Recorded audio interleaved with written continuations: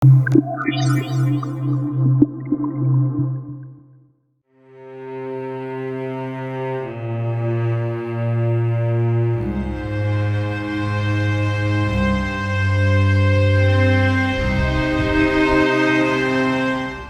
bumi bermagnitudo 6,1 mengguncang Kabupaten Pasaman dan Pasaman Barat pada 25 Februari 2022. Gempa di kedalaman 10 km itu menewaskan 27 orang dan ratusan warga luka-luka. Ribuan rumah warga rusak ringan hingga berat. Kejadian lah kami buat kita darurat pagi itu langsung. Semenjak itulah kami di sini di Siko.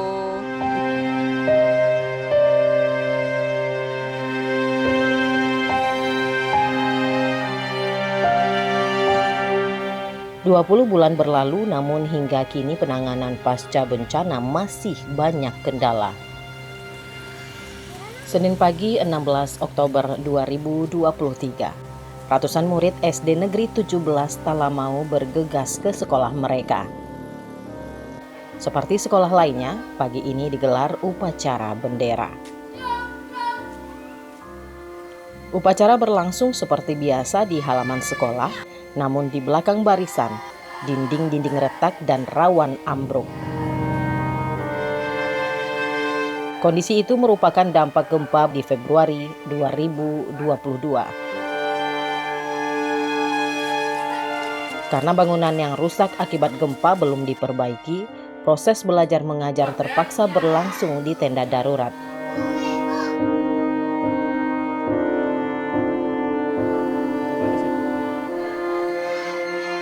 Satu ruangan bahkan disekat untuk 2 kelas. Akibat dari gempa itu, ruang belajar kita ada 6, kemudian ruangan guru, ruangan kepala sekolah semuanya dalam keadaan rusak darurat. Ditambah dengan fasilitas lain adalah MCK juga rusak berat semuanya.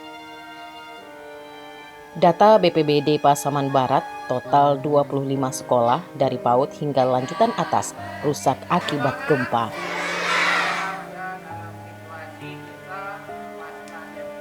Aktivitas sekolah yang terhenti baru dilakukan setelah masa tanggap darurat berakhir. Pihak sekolah dan para murid berharap agar sekolah mereka segera dibangun kembali. Apalagi sebagian mereka juga korban gempa yang rumahnya ikut rusak. Sampai saat ini kita masih berada di dalam tenda darurat tersebut. Namun di dalam hal ini kita tetap menghubungi pihak dinas terkait. Jadi dengan info yang telah disampaikan kepada kita dan juga kunjungan dari dinas pendidikan ke sekolah kita, alhamdulillah pada tahun ini akan dianggarkan 2 lokal pembangunan dan akan dilanjutkan pada tahun 2024 ada 4 lokal lagi. Selain sekolah yang belum diperbaiki, fasilitas umum seperti masjid juga masih terbengkalai. Sebagian warga korban gempa pun hingga kini masih menghuni rumah darurat karena rumah mereka belum bisa dibangun atau diperbaiki. Banyak kendala ditemukan, seperti ketidakmampuan warga membangun mandiri, belum cairnya bantuan, hingga tidak terdata sebagai korban. Di tempat ia berdiri ini, Samsu dan keluarganya dulu tinggal. Gempa telah menghancurkan hasil kerja kerasnya selama puluhan tahun itu. Kini, ia dan keluarga hidup di hunian darurat bantuan swasta, persis di belakang bekas rumahnya. Sebuah ruangan lepas berukuran 4x6 meter, berdinding triplek, tanpa kamar, tanpa sekat, dan berlantai tanah. Macam-macam, kadang mau pulangan ini kedinginan ya. Dan mukalah keadaannya. Yo kau dapat mukalah keadaan nak minta tolong, minta dibantu, mukalah keadaan di rumah kau.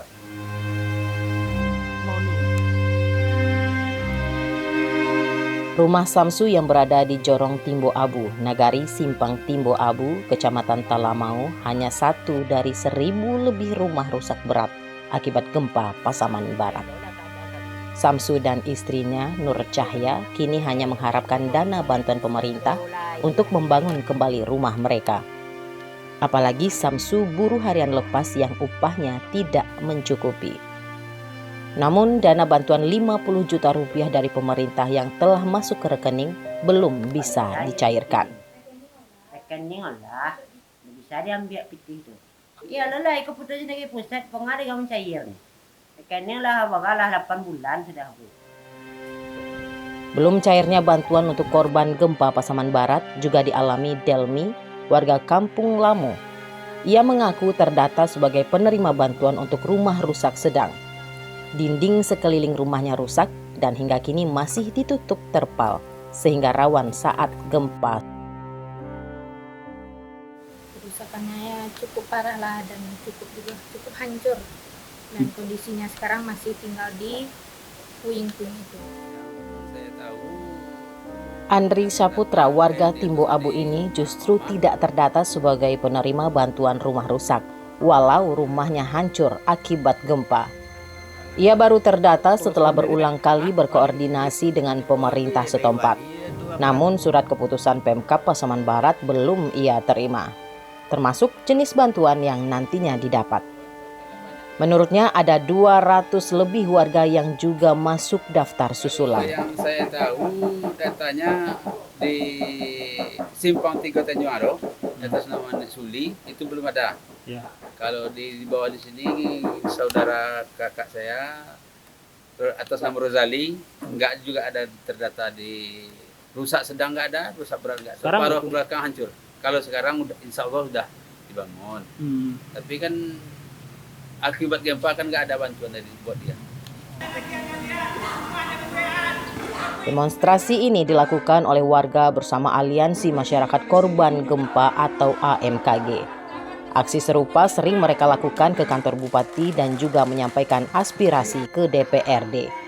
Mereka mempertanyakan kebutuhan dan hak korban gempa yang belum diterima. Masyarakat berhari-hari menunggu-nunggu bantuan dari pemerintah pusat. Yang mereka dengar adalah mereka sudah mendapat kiriman uang dari pemerintah pusat, BNPB pusat sebanyak 50 juta untuk rusak berat, dan kemudian untuk rusak sedang 20 juta untuk Provinsi Sumatera Barat. Dan kedua dana ini sudah turun sebetulnya. Akan tetapi pelaksanaan di 8 hari masih terkendala. Kita juga nggak tahu apa persoalannya mendasar. Tapi saya melihat ini bukanlah persoalan yang sangat rumit kalau kita bekerja secara proporsional melakukan. AMKG juga menilai verifikasi dan validasi ulang terhadap rumah-rumah warga yang rusak berpotensi menghilangkan hak korban karena sebagian korban gempa sudah memperbaiki rumah mereka. Dikhawatirkan tidak masuk lagi dalam daftar korban rusak berat, sedang, dan ringan. Apalagi opini di masyarakat adanya perubahan status data. Dari rusak berat menjadi sedang menjadi ringan, bahkan mungkin tidak ada. Dan lebih kita tidak mengerti di lapangan. Ini ada lagi verifikasi ulang lagi.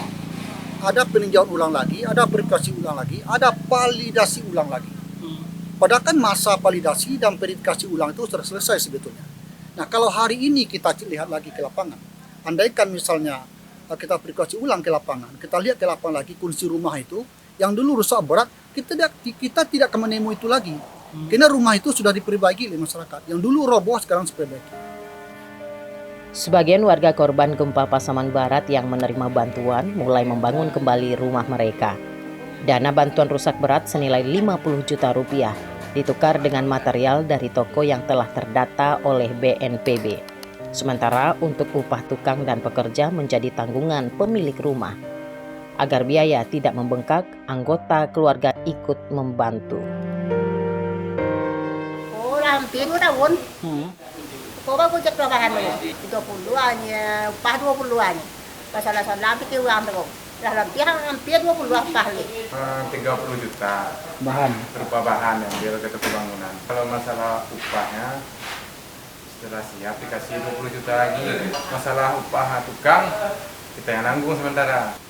Total 7 balik 888.000 untuk ongkos upah 2 juta, tapi kalau upah siap pasang baru dikasih dari kantor BPBD.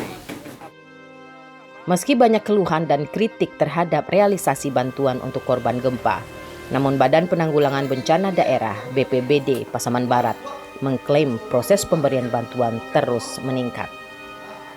Kepala Pelaksana BPBD Pasbar Army Ningdel mengaku hanya bertanggung jawab untuk korban rusak berat. Untuk 1.171 rusak sedang diurus oleh instansi lain dengan dana dari pemerintah provinsi. Sementara rumah rusak ringan belum terdata pasti. Namun AMKG mendata sekitar 2.500 rumah rusak ringan yang tersebar di Kecamatan Talamau, Pasaman, dan Kinali. Bantuan untuk rumah rusak sedang dan ringan baru akan dilakukan setelah tuntasnya rumah rusak berat. Hingga pertengahan Oktober 2023, dari total 1.111 rumah rusak berat, BPBD Pasaman Barat mengaku telah merehab rekon untuk 405 rumah dan 100 rumah lainnya segera menyusul.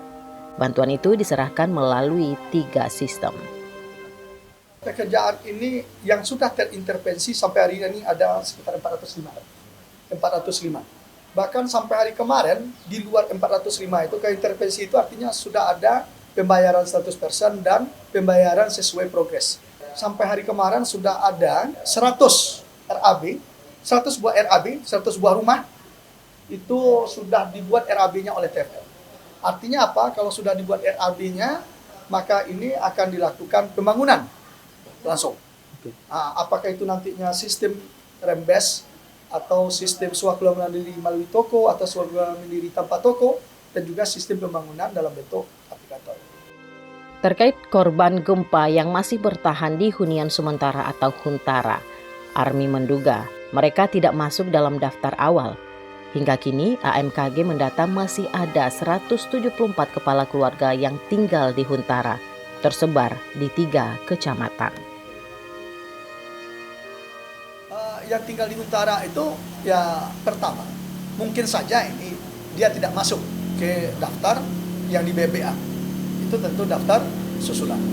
Cuma untuk hari ini, tentu untuk melihatkan progres pekerjaan kita, tentu yang di BNBA dulu yang kita dahulukan. Nanti baru kita susul yang susulan. Gempa yang melanda Pasaman Barat pada 25 Februari 2022 menyisakan duka panjang bagi para korban. Selain harus kehilangan 13 orang anggota keluarga mereka, puluhan warga juga luka-luka dan rumah mereka rusak. Saat ini warga masih tetap berharap agar penanganan pasca gempa segera tuntas, sehingga mereka bisa beraktivitas kembali dengan normal.